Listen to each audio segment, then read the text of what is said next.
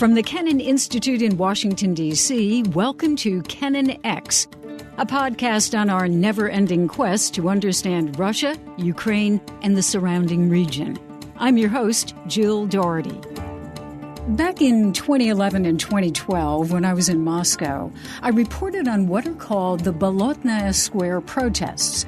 Thousands of people, including a lot of young people, protesting what they claimed were falsified parliamentary elections.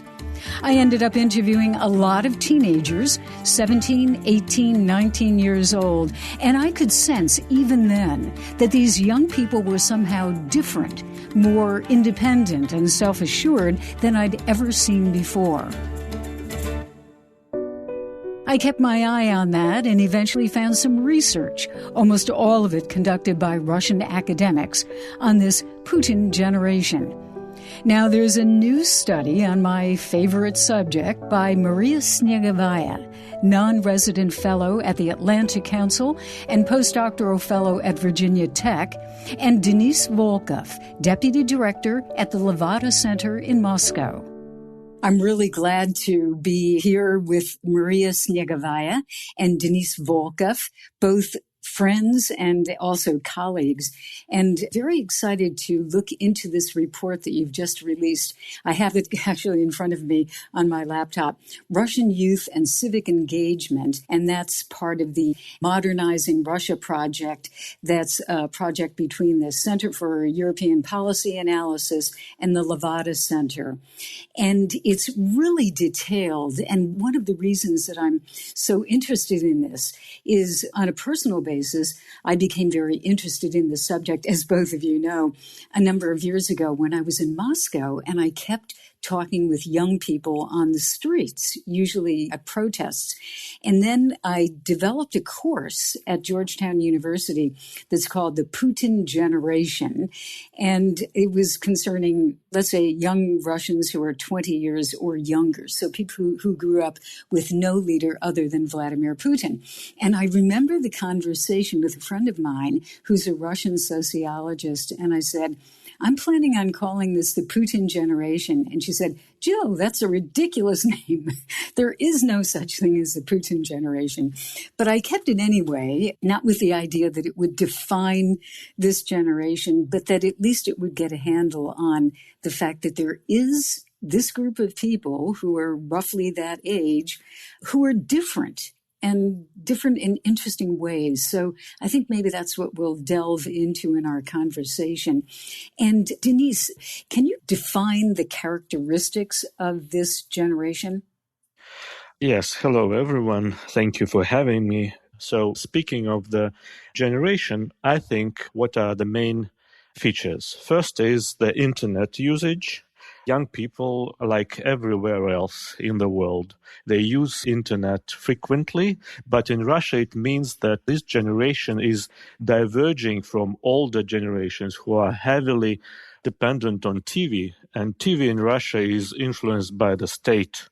There is a lot of this state propaganda, and what we see because of this difference, we see that in information that people get, young people become much different from the older generation. We see it in their attitude towards such events like protest in Khabarovsk, protest in Belarus, and they having different heroes as well. We can see that from the internet they get information about the lifestyle, but increasingly about politics as well. People such as Navalny, such as young communist from Saratov, Bondarenko. So new figure, or Dud, of course, such figures that you will not find on Russian TV.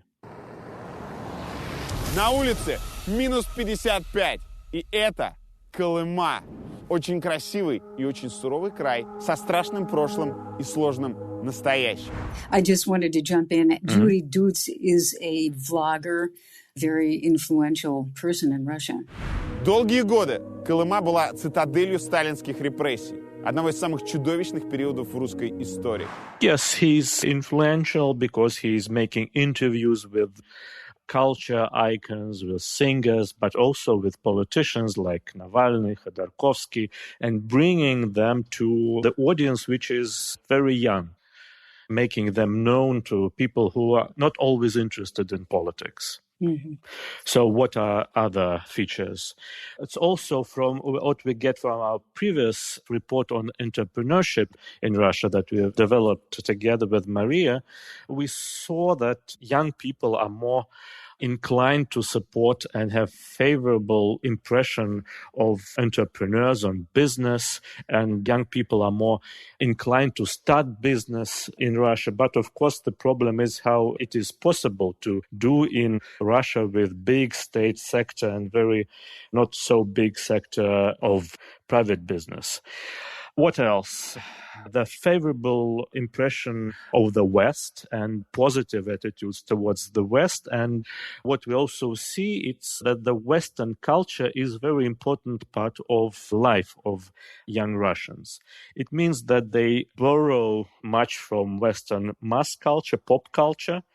It does not necessarily influence the views of politics of the Western countries, but also surely the Western culture is a very important part of life. And again, here we have divergence between a younger generation, which is already positive towards Europe, towards United States, and difference from older generations who are still, after this recent conflict between Russia and the West started, older generations are still negative towards Europe, towards United States. So this is a big difference.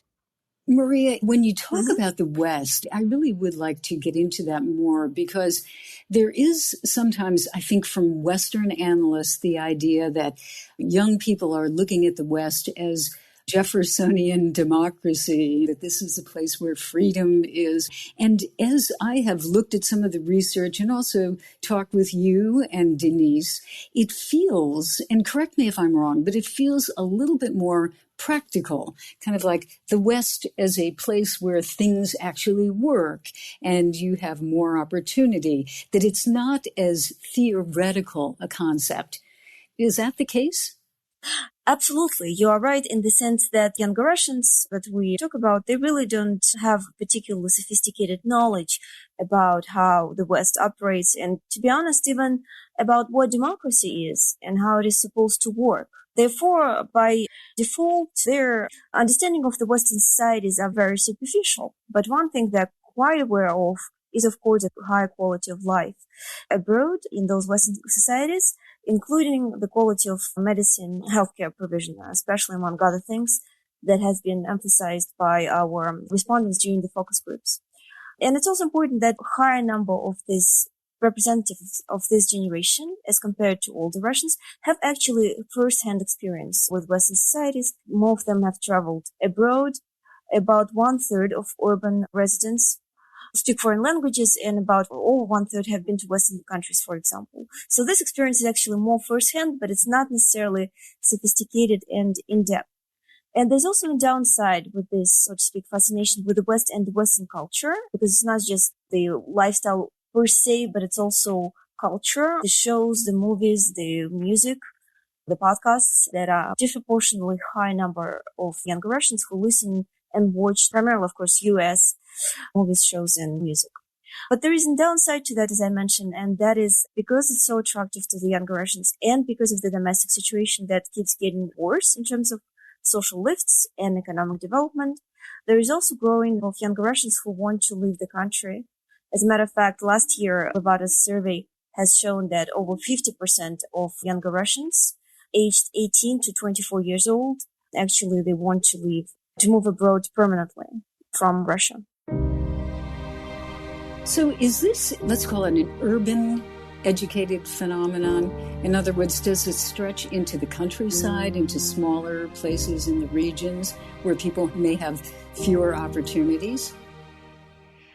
I can jump in and say that we do not see that much difference between young generation in biggest cities and smaller areas because I think of mobile internet. Because through telephone, through smartphone, more people are now connected to the same reality, have the same figures of authority. And these differences are not so big between young Russians. Of course, there are some differences for sure, but they may be not so big between young Russians and older Russians. And I would like to add something about this openness to the world and what Maria was talking about, that I see it more as this. When we see that many young Russians say they would like to leave the country, it's not exactly that they all will leave tomorrow. It's more about that they see it as an opportunity, as an option to do, that they are not closed to the outer world that we see in older generations. Mm-hmm. Maria, the Kremlin, however, seems to be cracking down or limiting the ability of students to travel abroad or study. There's a lot more effort to keep them in Russia, have them go to Russian schools, etc. Where is that developing? So I just wanted to follow up on what Denis has said, that in our study specifically, we looked primarily at the urban youth from larger cities.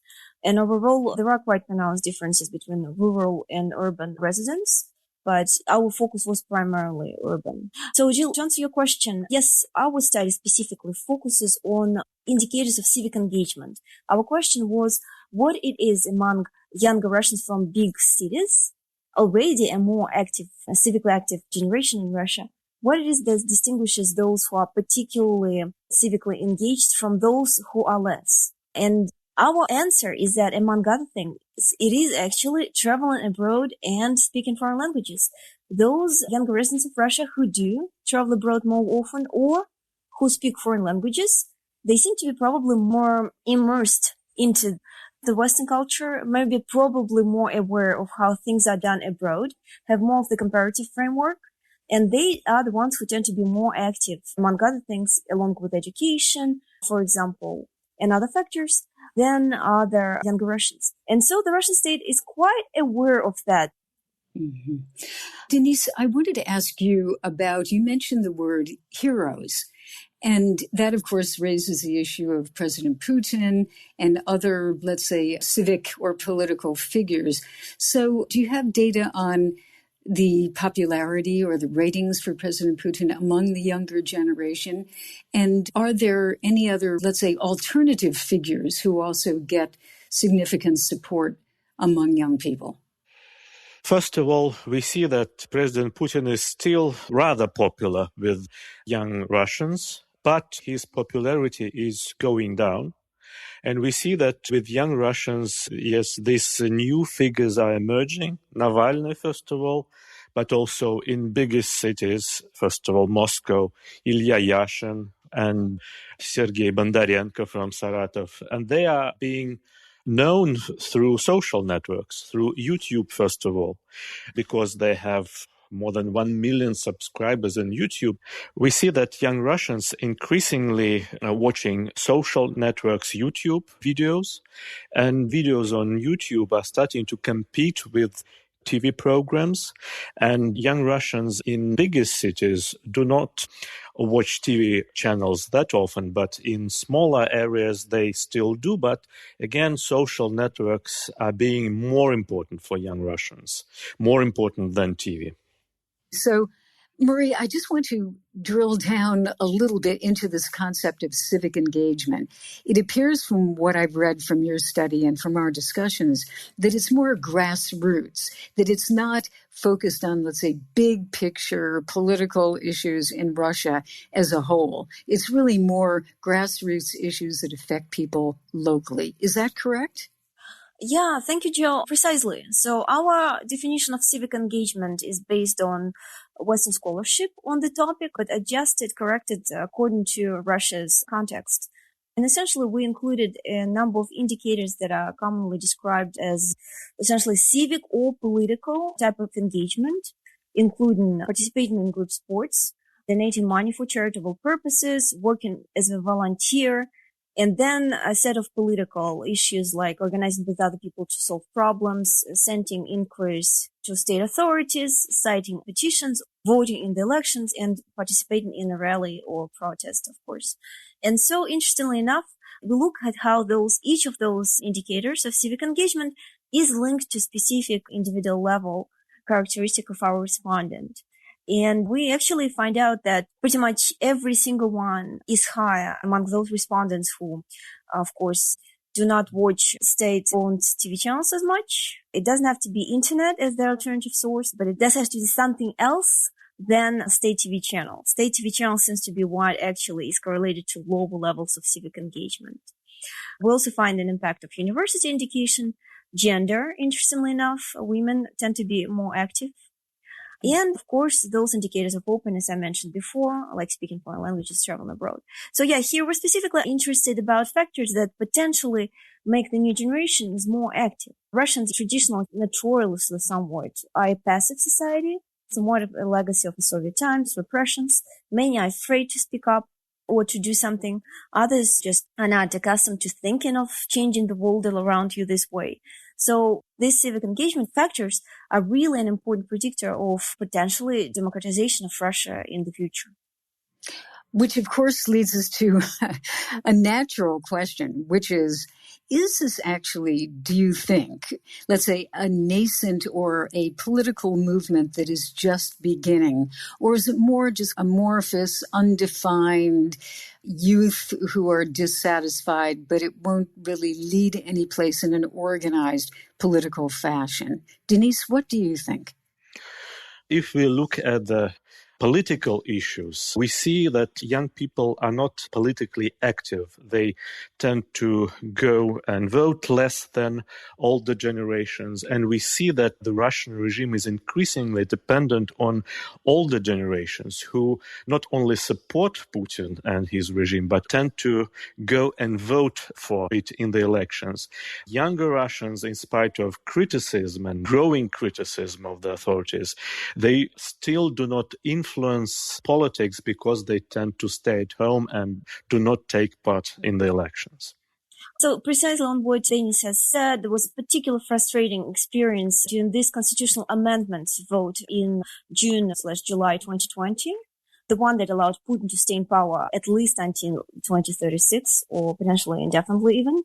And of course, a lot of people in Russia realized what the constitutional amendments vote was about. And the dissatisfaction of these proposed amendments were the highest, specifically among the younger Russians. So those between 18 to 34 years old approximately. But the problem is that they didn't show up. They didn't go vote against the constitutional amendments. So, of course, with falsifications and whatnot, the constitutional amendments were passed eventually. Even if controlling falsifications, there were some estimates, the still number of people who voted yes was higher. And that is unfortunately the consistent pattern that we see in Russia today. Partly it was a result of the fact that, again, the opposition leaders disagreed on the best strategy during this constitutional amendments vote.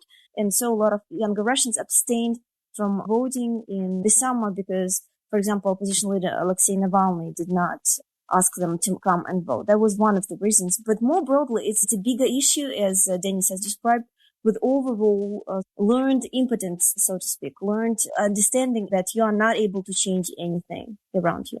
That is why precisely I just want to emphasize it's so important to understand what it is that takes younger Russians to change essentially their mindset about these things. And essentially our report helps a little bit to clarify those issues. So where are we going with this? Because that, I think, is the golden question here. Any predictions from either you, Denis, or from Maria about where this generation, how it develops? Will it really be different? Or will it turn into similar to previous generations? Denis? Mm-hmm. Well, very hard to predict, of course. But surely that this generation is different. Probably not all this difference will be realized in future life. I mean, if we're speaking about entrepreneurship, about going to the West to study and to live. But at the same time, I think this new mindset, more openness to the world, better ability to find alternative points of view on the internet. I think that at some point, this younger generation will mature. This new generation will be more interested in politics. I think after 35, closer to 40 years of age. So I think as time passes, they will be more politically active. And when this happens, this will change a Russian political system at some point. But I see it only as a gradual change, not a big shift. Mm-hmm. And Maria, what do you think? Yes, I agree with Denis, of course, on this issue. And I also think that generational change that's ongoing in Russia is very important. I don't think you can understand the existing regime without understanding who the people who created this regime under Putin, who they are. And also, I do not think you can get a nuanced enough picture of Russia without adding into all of these modernizing trends that we have just been discussing. So overall, I am quite optimistic about Russia's long-term future. But short-term, of course, unfortunately, we are all a little bit of pessimists looking at what's going on in the country.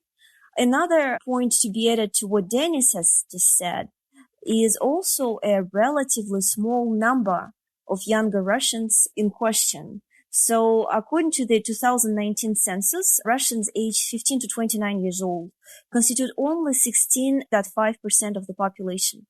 It's a really tiny number of people we're talking about, unfortunately. And in the short term, at least, it's just, even if they all were quite active and showed up in the streets, there's just not enough of them physically and not enough of them to fundamentally alternate the country's track. But in the long term, as I said, yes, they will be increasingly growing and representing a higher share of the Russian society as the older generation leaves the stage. Ultimately, the track is more or less, I think, the same for Russians, Belarusians, Ukrainians, and many other countries in the region. Unfortunately, the Kremlin cannot propose, and it's really clear at this point, really does not provide any convincing alternative to the Western European track. And in this sense, eventually, it's pretty clear that the number of people in Russia who will realize that will keep growing. Unfortunately, we'll still have to wait until that moment comes that there's enough of them to fundamentally alternate the regime's development. Well, thank you very much. That was a fascinating discussion, again, about Russian youth and civic engagement, your new study. And Maria Snegovaya, thank you. You're now a doctoral fellow at Virginia Tech. And Denis Volkov, who, of course, is with the Levada Center in Moscow. Thank you both. KennanX is a product of the Kennan Institute at the Woodrow Wilson International Center for Scholars in Washington, D.C.